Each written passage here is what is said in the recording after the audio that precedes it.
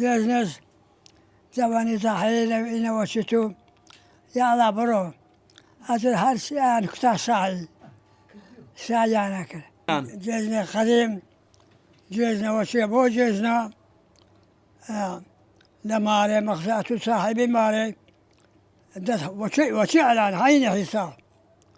عالەمە داتەکردێ بەێ لە خواردەمانی ئەو زەمانیش کوڕە چ نەبوو نالە لە شاری ئەگەر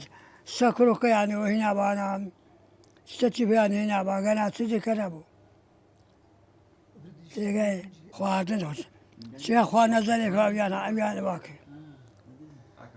تو مەخصوص صاحب حیوان بووی حیوانەکە سەرە بڕێ لە سەکر و چاوس بەجۆش حیسابی نەبوو بەێ لە خواردنێ لە خواردەمانی زمانی خواردنێ ئەو زمانش برنج بوو مەقسەد چا بوو ئەو شتان ئەمەودر گۆشت بوو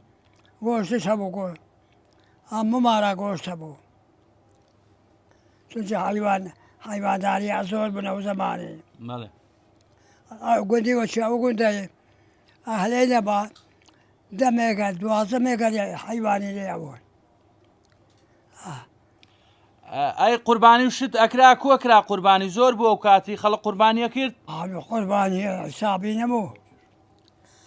وەڵا قوربانیە هەچی دەسەلاتی هەبی هەما قوربانیە کرد وەڵا لەوان جێژنەش جوانی زاحەیە لە ئینەوە چیت و یاڵا بڕۆ ئەتر هەر شیان کوتا شایانە کرد لەکرەمە لە گەرەوێ ژێری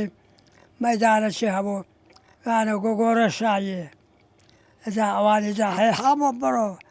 هاتا بانگەدا هەر شایانە کرد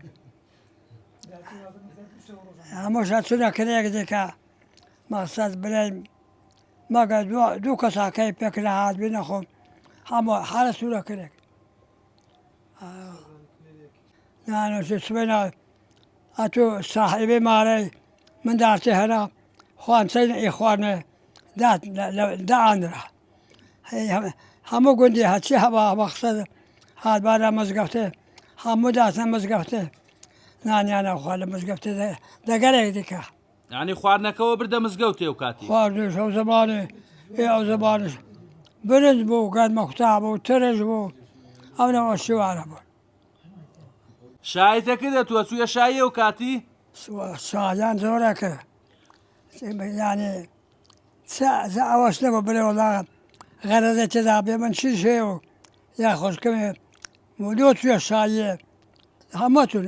ڕەز بەڕک بوو زاحێری وەچیت و ئەوانی زاحێر کەچ و پیا